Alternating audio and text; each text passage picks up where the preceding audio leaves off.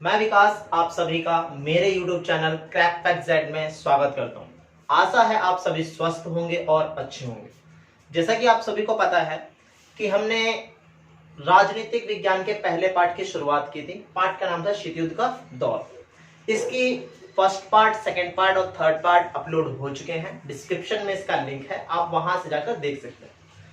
Last जो third part था उसमें हमने एक महत्वपूर्ण संगठन के बारे में चर्चा की थी और महत्वपूर्ण संगठन का नाम क्या था?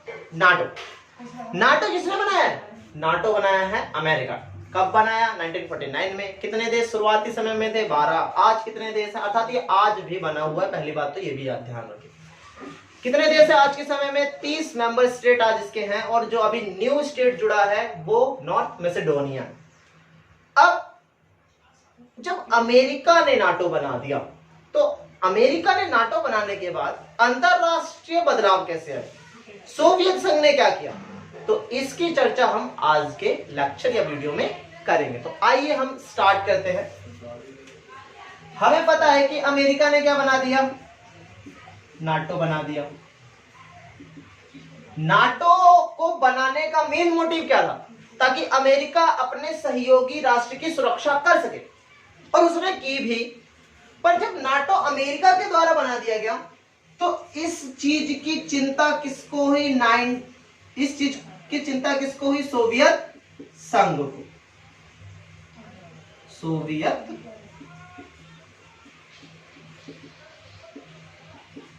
संघ को। तो इनको चिंता हुई कि भाई अमेरिका तो संगठन बना रहा है, अगर अमेरिका संगठन बना रहा है तो बहुत ज्यादा मजबूत हो जाएगा, और वो बहुत ज्यादा मजबूत हो जाएगा तो हम तो हार जाएंगे। तो हुआ क्या था? 1954 में एक बर्लिन संधि हुई थी। 1954 में एक बर्लिन संधि हुई। जब बर्लिन संधि हो रही थी तो सोवियत संघ ने जर्मनी के एकीकरण के बारे में और पूर्वी जर्मनी को नाटो का सदस्य बनाने के तौर पर बात रखी।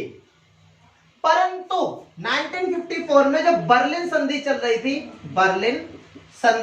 थी, अर्थात बर्लिन में बैठकर कुछ प्रोग्राम चल रहे थे नाटो देशों के, तो जब ये संधि चल रही थी तो सोवियत संघ ने भी बात रखी कि भाई जर्मनी का एकीकरण कर देना चाहिए, जो अलग अलग हो गया पूर्वी और पश्चिमी में, और पश्चिमी जर्मनी और पूर्वी जर्मनी को जब एक कर देंगे तो पूरा जर्मनी नाटो का सदस्य हो जाएगा। तो जब यह बात फ्रांस, ब्रिटेन और अमेरिका के सामने रखी गई तो तीनों ही राष्ट्रों ने सोवियत संघ के इस विचार को मना कर दिया। तो जब मना कर दिया तो सोवियत संघ ने भी सोचा कि भाई जो नाटो है वो अकेले अपनी ही नीतियां चलाएगा और सोवियत संघ के समूह के देशों पर हावी हो जाएगा और पूर्वी यूरोप पर हावी हो जाएगा, क्योंकि नाटो तो पश्चिमी का था, क्योंकि अमेरिका पश्चिम को सपोर्ट कर रहा था। तो पूर्वी देशों को बचाने के लिए सोवियत संघ ने 1955 के अंदर, कब? 1955 के अंदर पोलैंड की राजधानी है वारसा। पोलैंड की राजधानी क्या है? वारसा। इसमें एक सम्मेलन बुलाया और उस सम्मेलन के बाद 7 देशों ने, मतलब 7 पूर्वी यूरोप के देशों ने इस सम्मेलन में भूमिका निभाई और एक पत्र पर हस्ताक्षर किया जिसे कहते हैं वारसा पैक्ट। वारसा पैक्ट। तो इस पे ध्यान देना, वारसा पैक्ट में 7 देश थे, और 7 देश कौन कौन से थे?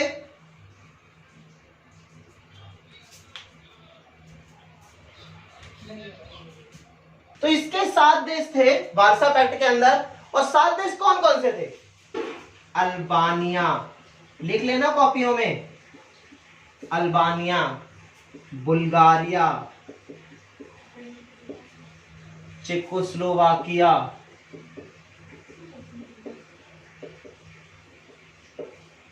पूर्वी जर्मनी, हंगरी, पोलैंड, रोमानिया, और सोवियत संघ, क्योंकि वो तो बॉस था, वो तो जुड़ेगा ही जुड़ेगा, ऑब्वियस सी बात है, सुरक्षा तो वही करेगा। तो इस तरीके से जैसे अमेरिका ने नाटो को बना के अपने राष्ट्रों की सुरक्षा कर ली, वैसे ही सोवियत संघ ने भी वार्सा पैक्ट बनाकर अपने पूर्वी यूरोप के राष्ट्रों की सुरक्षा कर ली। और यह भी कह दिया कि अगर विश्व में कहीं पर भी साम्यवाद होगा और वहां पे साम्यवाद को हटाने की कोशिश होगी तो सोवियत संघ वहां पर अपनी भूमिका दर्ज करेगा। ऐसा चेकोस्लोवाकिया के संकट में भी देखा गया था, जब वहां की सरकारें साम्यवादी शासन नहीं चला पा रही थी, साम्यवादी सिद्धांतों को नहीं स्थापित कर पा रही थी, तो वार्सा पैक्ट के देशों ने उसका विरोध किया और यहां पे बनी बनाई सरकार का तख्ता पलट कर दिया, ये कहते हुए कि साम्यवाद के सिद्धांतों का पालन यहां नहीं हो रहा। तो वही सोवियत संघ ने कहा कि कहीं भी जो पूर्वी यूरोप के देश हैं वो साम्यवाद को ही मानेंगे और अगर वो अपने सिद्धांतों से हटने की कोशिश करेंगे तो हम वहां पे साम्यवाद को जबरदस्ती ढालने की कोशिश करेंगे। साथ ही साथ अगर नाटो का कोई भी सदस्य देश या अमेरिका के कोई सदस्य देश पूर्वी यूरोप के एक भी देश पर हमला करेगा तो वो हमला एक पे ना मान के सभी पे माना जाएगा और फिर सारे मिलकर सोवियत संघ के साथ मिलकर उस देश के खिलाफ कार्रवाई करेंगे। अब जब सोवियत संघ ने वार्सा बना दिया, तो सोवियत संघ ने जब वार्सा बना दिया तो अमेरिका ने भी 2 कदम और आगे बढ़ा दिए। तो अमेरिका ने 2 संगठन बनाए, एक बनाया सियाटो SEATO और दूसरा संगठन बनाया सेंटो। सियाटो बनाया गया 1955 में और सेंटो बनाया गया 1954 में। सेंटो को हम बगदाद समझौता भी कहते हैं, ध्यान रखना, सेंटो को हम बगदाद समझौता भी कहते हैं। और ये जो सेंटो है ये मध्य पूर्व के देशों को सुरक्षित करने के लिए किया गया, जैसे इराक, ईरान, तुर्की, पाकिस्तान और ब्रिटेन, ये इसके सदस्य देश थे। सियाटो का फुल फॉर्म, सियाटो में कौन कौन सदस्य देश थे? America, France, Britain, New Zealand, Thailand, Philippines और पाकिस्तान। इन दोनों का फुल फॉर्म भी आपको पता होना चाहिए। सियाटो का फुल फॉर्म क्या है? South East Asia treaty organisation, South East Asia treaty organisation. और सेंटो का क्या फुल फॉर्म है? Central treaty organisation. अगर मैं आपको इसे मैप में बताने की कोशिश करूं तो साउथ ईस्ट एशिया कौन सा हमारा इंडिया कुछ इस प्रकार से है। तो हमारे इंडिया के इस तरफ यहाँ पे आपको म्यांमार दिखता है, फिर आपको यहाँ पे इंडोनेशिया दिखता है, सिंगापुर दिखता है, वियतनाम, बहुत सारे मतलब 8-10 देश है यहाँ पे, फिलीपींस, ठीक है, दारुसलाम, ब्रुनेई, काफी सारे देश है। तो ये जो साउथ ईस्ट का एरिया है भारत के इस तरफ का, ये इस हाथ का जो एरिया है ये होता है साउथ ईस्ट। तो यहाँ के देशों को मिलाकर एक संगठन बनाया गया।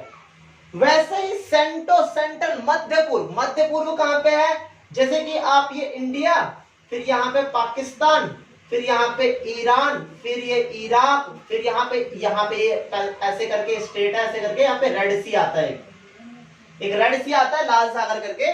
तो वहां पे देश है ये इराक, ईरान, तुर्की, पाकिस्तान और ब्रिटेन। अगर आप मैप देखोगे तो आपको समझ में आ जाएगा।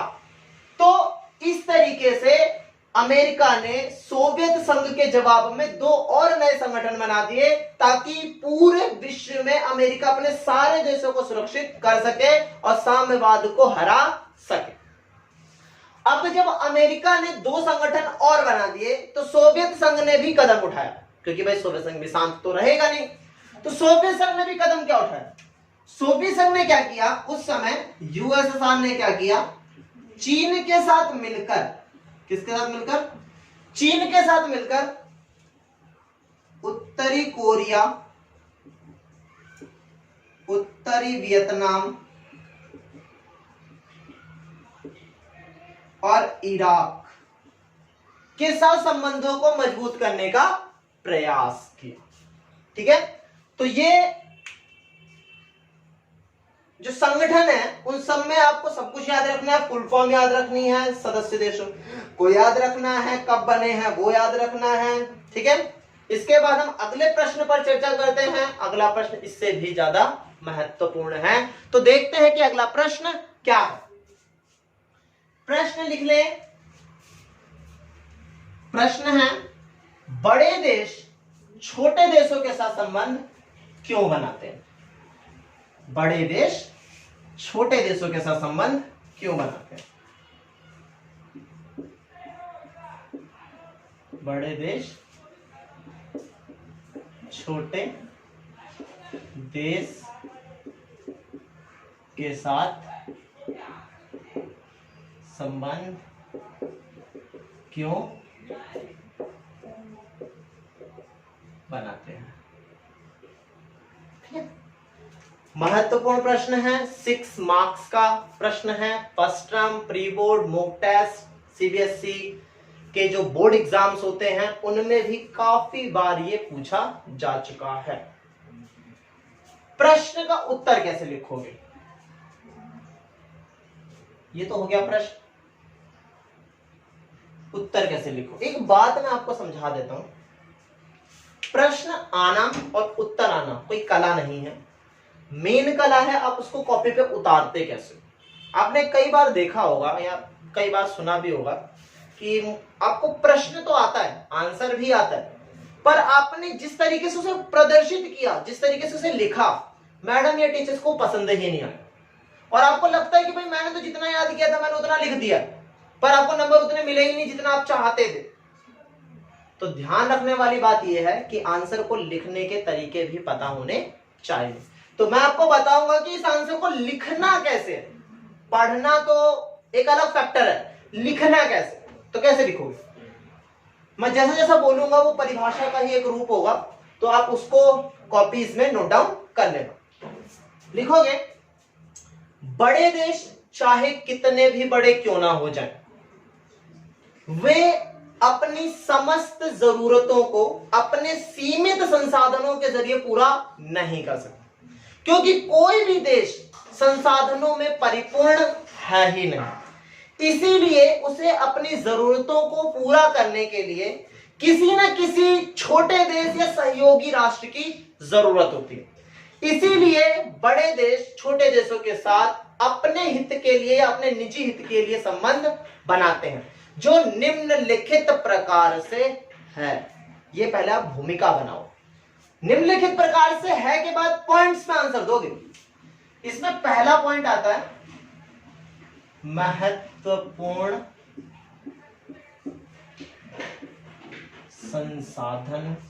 संसाधनों के लिए।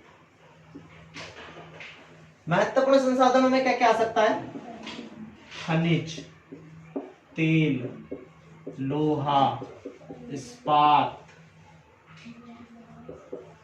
आदि और भी बहुत सारी चीजें हैं, सोना, चांदी, एल्युमिनियम, बहुत सारी। तो बड़े देश छोटे देशों के साथ संबंध लिखोगे इसे। बड़े देश छोटे देशों के साथ संबंध इसलिए बनाते हैं क्योंकि हर देश के पास संसाधन परिपूर्ण नहीं है, तो उसे अपने संसाधनों को पूरा करने के लिए किसी न किसी देश के साथ संबंध बनाना है, ताकि वो अपने खनिज, तेल, लोहा, इस्पात और आदि संसाधनों की पूर्ति कर सके। फॉर एग्जाम्पल, ध्यान रखना, इसमें उदाहरण देना बहुत जरूरी है। बिना उदाहरण के ये प्रश्न में आपको कभी भी पूरे मार्क्स मिलेंगे ही नहीं। उदाहरण क्या लिखोगे? लिखोगे कि सोवियत संघ ने 1955 में इराक के साथ संबंध मजबूत करने के प्रयास किए, ताकि संसाधनों पर नियंत्रण किया जा ताकि संसाधनों की अपनी आवश्यकता पूरी की जा सके। ध्यान रखना, उदाहरण जरूर लिखना। दूसरा पॉइंट आता है भू क्षेत्र। भू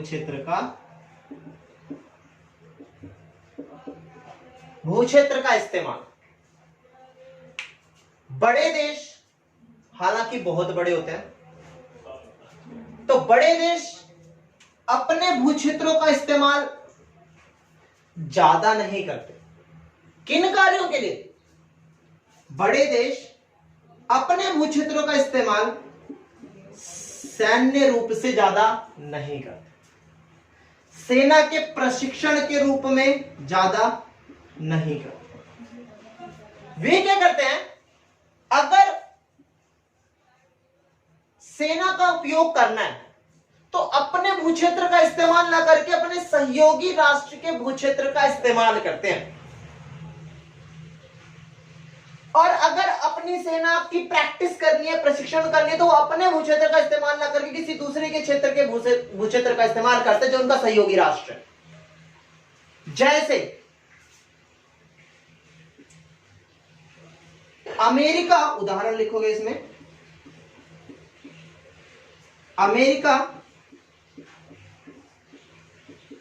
एक ऐसा देश है जिसने कभी भी अपने भूक्षेत्र से युद्ध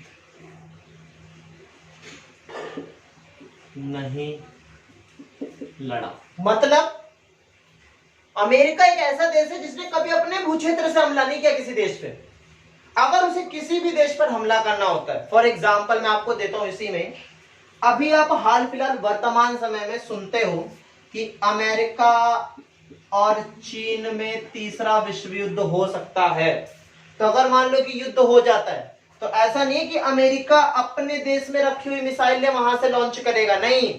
अमेरिका ने अपनी मिसाइलें वियतनाम में तैनात कर रखी हैं, जापान में तैनात कर रखी हैं, साथ ही साथ पाकिस्तान में तैनात कर रखी हैं, इराक में तैनात कर रखी है, इजराइल में तैनात कर रखी है, इराक में तैनात कर रखी है। मतलब अगर कहीं पर से भी विश्व में हमला होता है तो अमेरिका अपने भू क्षेत्र से हमला नहीं करता, क्योंकि उसने पूरे विश्व में उसके जितने भी सहयोगी राष्ट्र हैं वहां पे अपनी सेनाओं के ठिकानों को लगा रखा है, वहां पे अपने बेस बना रखे हैं, ताकि अगर कभी भी हमला होगा तो वो अपने भू क्षेत्र का इस्तेमाल ना करके अपने सहयोगी राष्ट्र के भू क्षेत्र का इस्तेमाल कर लेगा। इसी में तीसरा पॉइंट, सैनिक ठिकाने। सैनिक ठिकाने क्या है? तो बड़े देश छोटे देशों के साथ इसलिए मित्रता करते हैं, उनके साथ इसलिए गठबंधन या फिर सहयोग करते हैं ताकि वे दूसरे देश में अपने सैनिक ठिकानों का निर्माण कर सकें। सैनिक ठिकानों के निर्माण करने से उनको फायदा क्या होता है? पहला फायदा ये होता है कि उनको जासूसी करने का रास्ता मिल जाता है, और साथ ही साथ जासूसी के साथ ही साथ वो अपनी जासूसी भी कर लेते हैं, और साथ ही साथ वो अपने विरोधी राष्ट्र के समीप से हमला कर सकते हैं।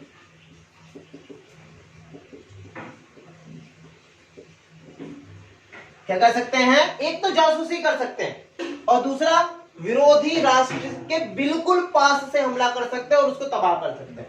इसका उदाहरण क्या लिख सकते हो? इसका उदाहरण लिख सकते हो क्यूबा मिसाइल संकट के दौरान,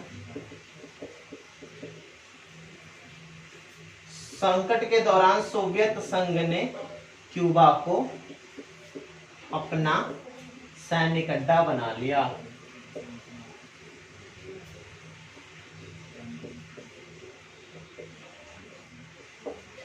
ठीक है। चौथा पॉइंट क्या है? तो चौथे पॉइंट में आप लिखोगे आर्थिक मदद। ठीक है, अब ये आर्थिक मदद, बड़े देशों के पास इतना पैसा होता है कि उन्हें छोटे देशों की आर्थिक मदद की कोई ज्यादा जरूरत होती नहीं, पर फिर भी कुछ हद तक तो छोटे राष्ट्र बड़े राष्ट्रों को आर्थिक मदद देते ही हैं। देते इसलिए भी हैं ताकि बड़े देश उनका समर्थन करते रहे, उन्हें जरूरत की चीजें पहुंचाते रहे। क्योंकि अगर छोटा राष्ट्र बड़े राष्ट्र के प्रति सहानुभूति नहीं रखेगा तो बड़ा राष्ट्र भी छोटे राष्ट्र के प्रति सहानुभूति नहीं रखेगा। तो छोटे जो राष्ट्र हैं बड़े राष्ट्रों की आर्थिक मदद करते हैं। कैसे? जैसे मान लो कि अगर कोई देश, जैसे अमेरिका मान लो, अभी वर्तमान समय में आपने सुना कि जब अमेरिका के राष्ट्रपति नमस्ते भारत के तहत इंडिया में विजिट करते हैं तो भारत उनके ऊपर 100 करोड़ रुपए खर्च करता है सिर्फ उनकी एक विजिट के लिए। ऐसा क्यों? क्योंकि अमेरिका एक बहुत मजबूत देश है और अगर भारत अपनी सहानुभूति अमेरिकी राष्ट्र के साथ नहीं दिखाएगा तो हो सकता है कि भविष्य में भारत को ही नुकसान हो। तो वैसे ही छोटे राष्ट्र भले ही ज्यादा बड़ी सहायता नहीं दे सकते। और अभी हाल फिलहाल में आपने एक और सुना था कि भाई अमेरिका के अंदर बहुत ज्यादा कोविड-19 कोरोना केसेस आ रहे थे, तो एक जो मेडिसिन थी भारत ने सहानुभूतिपूर्ण मानवता की सुरक्षा के लिए और अमेरिका से अच्छे संबंधों को निर्धारित करने के लिए दी। इससे भी उनकी एक मदद हो गई। तो बड़े राष्ट्र भले ही बड़े, वो छोटे राष्ट्र से सहायता, छोटे राष्ट्र के साथ संबंध बनाते हैं और उनको छोटी मोटी सहायता मिल जाती है। तो आप वर्तमान समय के भी उदाहरण लिख सकते हो, कोई भी डिस्प्यूट नहीं है इसमें। और अगर आप ये नहीं लिखना चाहते, आप शीत युद्ध के दौरान समय की ही कोई घटना लिखना चाहते हो तो ऐसे लिख सकते हो कि जब सोवियत संघ ने, ये इसका उदाहरण है, ध्यान रखना, सोवियत संघ ने क्यूबा को सैनिक अड्डा बनाया, क्यूबा को सैनिक अड्डा बनाया, तो सैनिकों का खर्च, तो सैनिकों की व्यवस्था का खर्च क्यूबा ने उठाया, क्यूबा ने उठाया। अगर आप इस तरीके से भी लिख दोगे तो हो जाएगा। ये तो हो गए 4 पॉइंट, इसमें 5 पॉइंट है। एक पॉइंट और है, थोड़ा सा मेरी शैली विवादास्पद रह सकती है कुछ छात्रों के लिए, क्योंकि कई बार मैं लिखते लिखते बोर्ड पूरा भर देता हूं, मिटाना भूल जाता हूं। मैं ये मानता हूं कि एक प्रश्न को एक ही बार में समझाया जाए तो ज्यादा बेटर रहेगा। थोड़ी सी कमियों के लिए खेद है, इसको भी सुधारने की कोशिश की जाएगी। 5वां पॉइंट मैं यहां पे लिख रहा हूं, ध्यान दे बस थोड़ा सा। 5वां पॉइंट क्या है? विचारधारा का फैलाव। विचारधारा का फैलाव कैसे? हमें पता है कि शीत युद्ध में सबसे जो मुख्य लड़ाई थी वो विचारधारा की ही थी। सोवियत संघ भी चाहता था अपनी साम्यवादी विचारधारा को फैलाए, अमेरिका भी चाहता था कि अपनी पूंजीवादी व लोकतांत्रिक विचारधारा को फैलाया जाए। तो बड़े देश छोटे देश से संबंध इसलिए ही बनाते थे ताकि अपनी विचारधारा को फैला सके, क्योंकि जितने ज्यादा राष्ट्र जिस विचारधारा के साथ जुड़ेंगे वो राष्ट्र, वो संघ उतना ही मजबूत होगा। जैसे मान लो कि अमेरिका के साथ पूंजीवादी विचारधारा मानने वाले राष्ट्र हो गए 100 और सोवियत संघ के साथ साम्यवादी विचारधारा मानने वाले राष्ट्र हो गए 120 मान लो, तो मजबूत कौन होगा? मजबूत तो वो होगा ना जिसके पास ज्यादा राष्ट्र होंगे, जिसके पास ज्यादा सहयोगी देश होंगे। तो लड़ाई इस चीज की भी चल रही थी और छोटे देशों की जरूरत बड़े देशों को इसीलिए थी ताकि ज्यादा से ज्यादा राष्ट्र उनके साथ जुड़े और वे अपने विचारधारा को फैला सके। इसको लिख सकते हो उदाहरण के तौर पर कि अमेरिका के साथ फ्रांस जुड़ा हुआ था, ब्रिटेन जुड़ा हुआ था, वैसे सोवियत संघ के साथ चीन जुड़ा हुआ था, और आप लिख सकते हो कि हंगरी जुड़ा हुआ था, पोलैंड जुड़ा हुआ था। बहुत सारे देश हैं, Hungary, Poland, Czechoslovakia, Romania, Uzbekistan, Kazakhstan, बहुत सारे देश हैं, आप वो लिख सकते हो। इस तरीके से प्रश्न हो जाता है। अब हम अगले प्रश्न पर चर्चा करते हैं।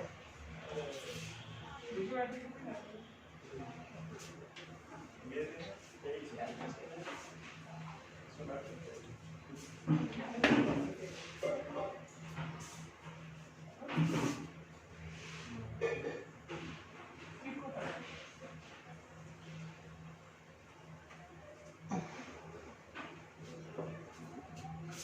अगला प्रश्न क्या है, छोटे छोटे प्रश्न है, ज्यादा बड़े प्रश्न नहीं है। प्रश्न है शीत युद्ध के दायरे से आप क्या समझते हो। प्रश्न को देखते हैं और समझते हैं। शीत युद्ध के दायरे से आप क्या समझते हो। दायरे का अर्थ क्या होता है। दायरे का अर्थ होता है सीमा। दायरे का अर्थ क्या होता है, सीमा। तो शीत युद्ध के दौरान कौन सी सीमाएं थी, तो देखते हैं। बट इसकी परिभाषा लिख लेते हैं पहले, उत्तर लिख लेना। शीत युद्ध के दौरान महाशक्तियों के सहयोगी राष्ट्रों के मध्य छोटे छोटे युद्ध तो हुए, परंतु उन युद्धों का प्रसार इतना नहीं हुआ कि उनके कारण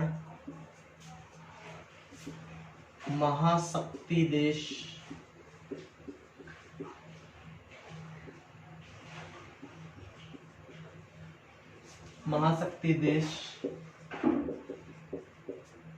आपस में लड़ने लग जाए। तो ये हमने परिभाषा लिख दी है। इसी को हम शीत युद्ध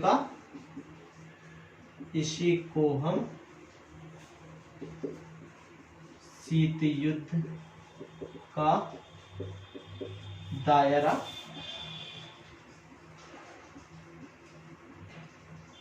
कहते हैं। तो समझते हैं आप परिभाषा क्या है इसकी। दायरे का अर्थ हमने समझ लिया था। दायरे का अर्थ होता है सीमा, ठीक है। तो क्या है, शीत युद्ध के दौरान महाशक्तियों के सहयोगी राष्ट्रों के मध्य। महाशक्तियां कौन सी थी, एक तरफ था अमेरिका और एक तरफ था यूएसएसआर, जिसको कहते हैं सोवियत संघ। इसका हम उदाहरण के समझते हैं। एक तरफ अमेरिका का समर्थन है पाकिस्तान, ये इसका एक सहयोगी देश है पाकिस्तान, और भारत का काफी हद तक सहयोग रहता था यूएसएसआर की तरफ, मतलब झुकाव रहता था। तो हुआ क्या, परिभाषा को समझेंगे। शीत युद्ध के दौरान महाशक्तियों के सहयोगी, महाशक्तियां कौन है, यूएसए और यूएसएसआर हो गया। सहयोगी कौन है इनके, पाकिस्तान और भारत। सहयोगी राष्ट्रों के मध्य, सहयोगी राष्ट्र कौन से, पाकिस्तान और भारत, इनके मध्य छोटे छोटे युद्ध तो हुए। किसके बीच में, पाकिस्तान और भारत के बीच में छोटे छोटे युद्ध हुए। 1947 में, 1965 में, 1971 में, 1998 में, काफी बार युद्ध हुए। परंतु उन युद्धों का प्रसार, मतलब इन दोनों का युद्ध, सहयोगी राष्ट्रों के देशों के मध्य युद्ध चलता है।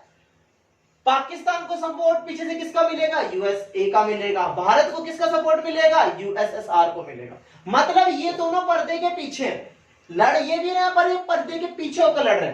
मेन लड़ाई किसमें चल रही है, भारत और पाकिस्तान में। पर इन दोनों के मध्य जो युद्ध है या जो लड़ाई है, वो इतनी नहीं फैलती कि वो छोटी सी लड़ाई किसके मध्य विवाद बन जाए, यूएसए और यूएसएसआर। मतलब युद्ध तो होता है, परंतु एक दायरे के अंदर होता है, ताकि कभी भी वो युद्ध इतना ना फैले कि बाद में यूएसए और यूएसएसआर खुद ही लड़ने लग जाए।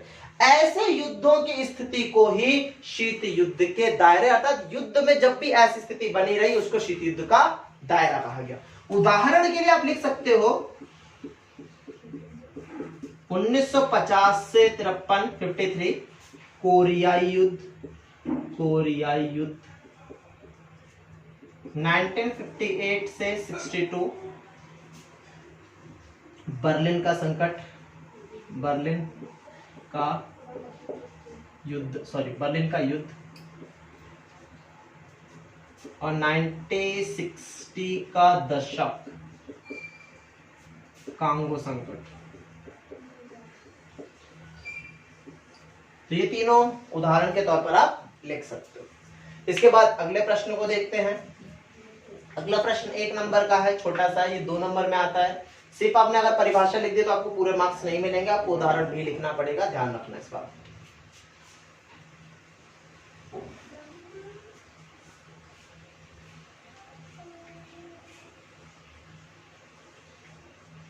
छोटा सा प्रश्न है।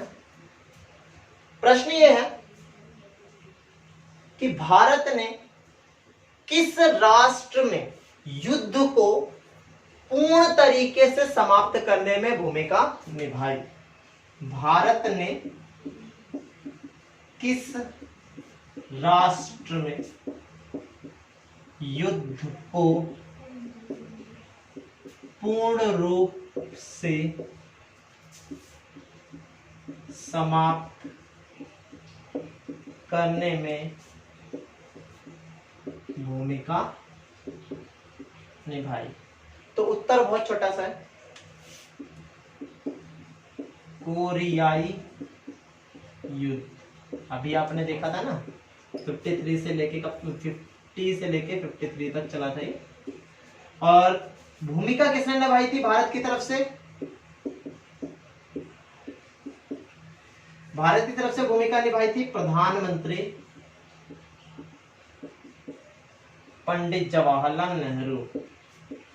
पंडित जवाहरलाल नेहरू, तो इन्होंने भारत की तरफ से भूमिका निभाई थी कोरिया युद्ध को शांत कराने के। इसके बाद हम अगले प्रश्न पर चर्चा करते हैं। तो अगला प्रश्न क्या है? प्रश्न लिख लेना। प्रश्न क्या है? अस्त्र नियंत्रण संधि से आप क्या समझते हो? प्रश्न आप सभी ने सुन लिया होगा, एक बार मैं भी बोर्ड्स पे लिख देता हूं।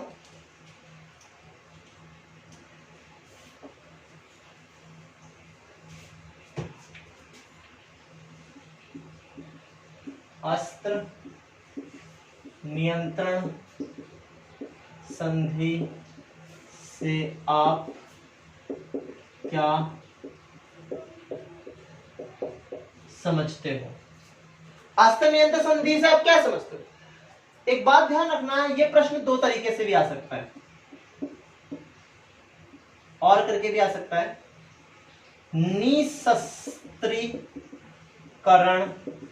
से आप क्या समझते हो? हालांकि ये दोनों चीजें अलग अलग है पर लगभग समान है।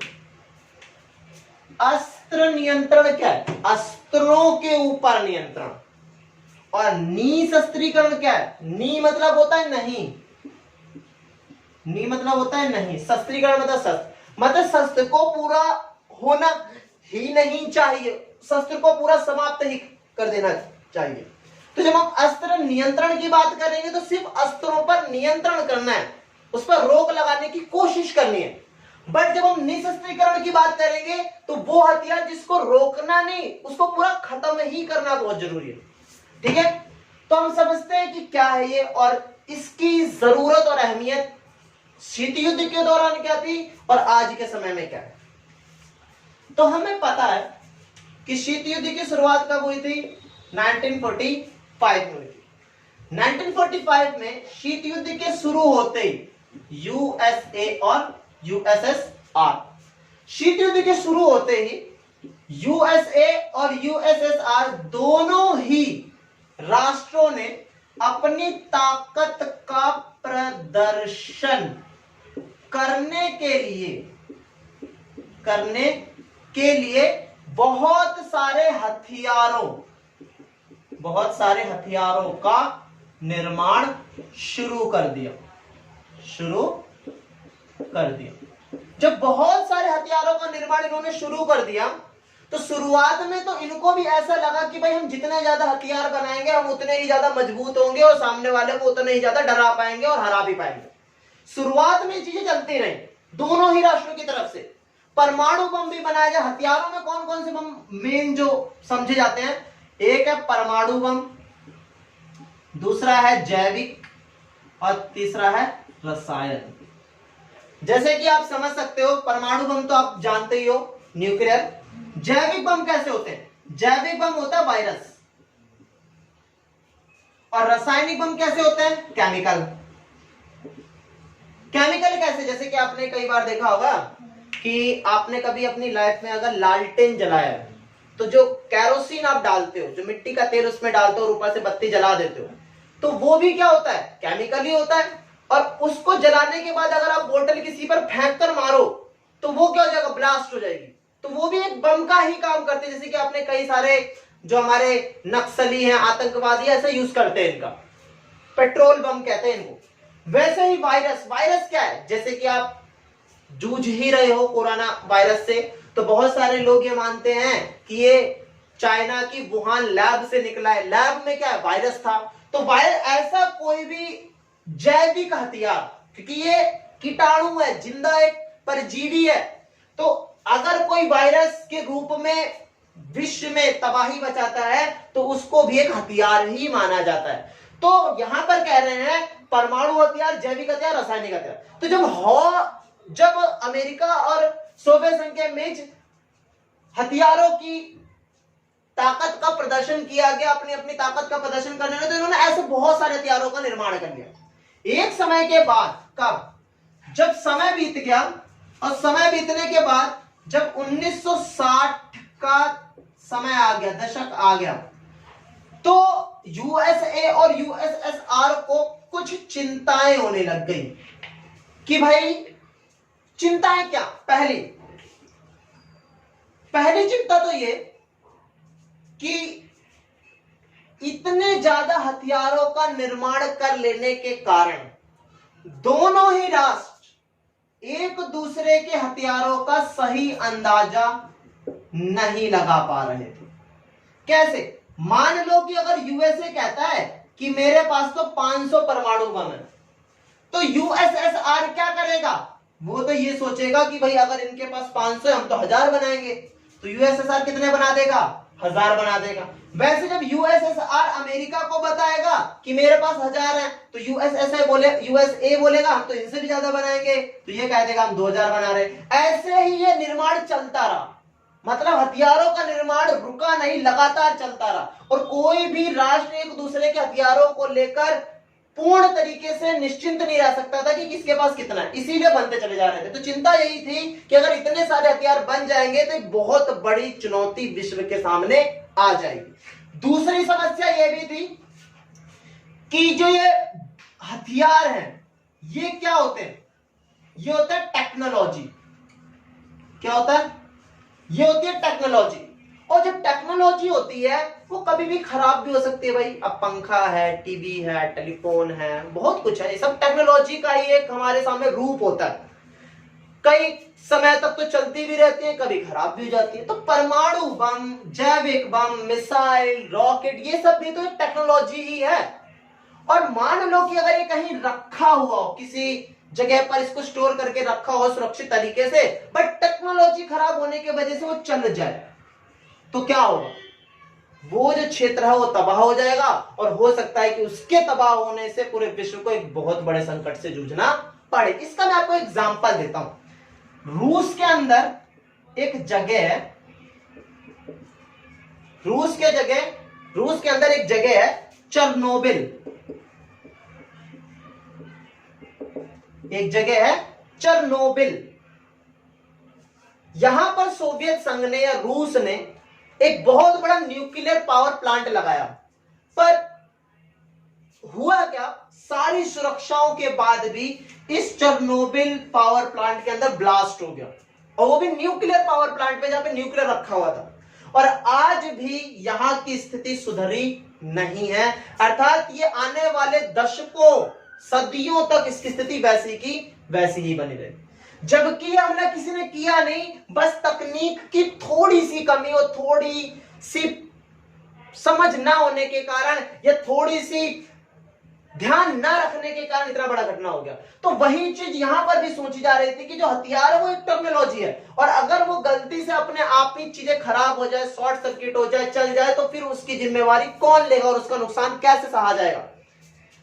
तीसरी चिंता ये थी कि मान लो कि जहां पर परमाणु बम रखा गया उस ऑफिस में जो सैनिक बैठा हुआ है उसको हमेशा ये खबर मिलती रहती कि मान लो कि ये ऑफिस या सैनिक यूएसए का है, उसको हमेशा खबर ऐसे मिलती रहती कि भाई यूएसएसआर परमाणु बम छोड़ने जा रहा है, बाद में मना कर देते। फिर कभी खबर मिलती कि यूएसएसआर ऐसा ऐसा अमेरिका को बोल रहा है। तो मान लो हो सकता है कि उस सैनिक की मानसिक हालात उस समय खराब हो जाए और वो सैनिक उस परमाणु बम का बटन दबा दे और वो रॉकेट लॉन्च हो जाए, और वो रॉकेट लॉन्च होकर कहां गिर जाए, यूएसएसआर के किसी भी सहयोगी राष्ट्र पे गिर जाए। तो यूएसएसआर के सहयोगी राष्ट्र पे जब वो परमाणु बम गिरेगा या कोई भी मिसाइल गिरेगी तो वो तो ये मानेंगे कि भाई युद्ध की शुरुआत हो गई है, भाई हमारे विरोधी राष्ट्र ने मिसाइलें फेंकना शुरू कर दिया, और एक छोटे से सैनिक की गलती विश्व में शीत युद्ध को खत्म करके विश्व युद्ध की शुरुआत को आगे कर देता। तो ऐसी चिंताओं को देखते हुए 1960 के दशक में यूएसए और यूएसएसआर ने काफी सारी संधियां की। संधियां मतलब काफी सारे डॉक्यूमेंट्स पे हस्ताक्षर किए, और उनको ही अस्त्र नियंत्रण संधियां और निशस्त्रीकरण की संधियां कहा जाता है।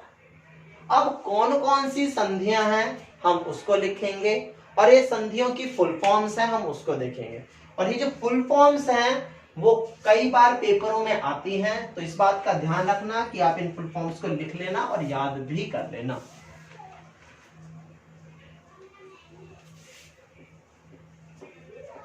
तो एक संधि है सीटीबीटी, एक है एलटीबीटी, एक है एबीएमटी, एक है स्टार्ट, एक है साल्ट, एक है सीडब्ल्यूसी और एक है बीडब्ल्यूसी। ये सारी संधियां हैं, इसका फुल फॉर्म्स लिख लेना। इसमें एक संधि और भी है एनपीटी, एक संधि और भी है एनपीटी। इसकी फुल फॉर्म क्या है, comprehensive nuclear test ban treaty. इसकी है limited test ban treaty. Anti ballistic missile treaty. Strategic arms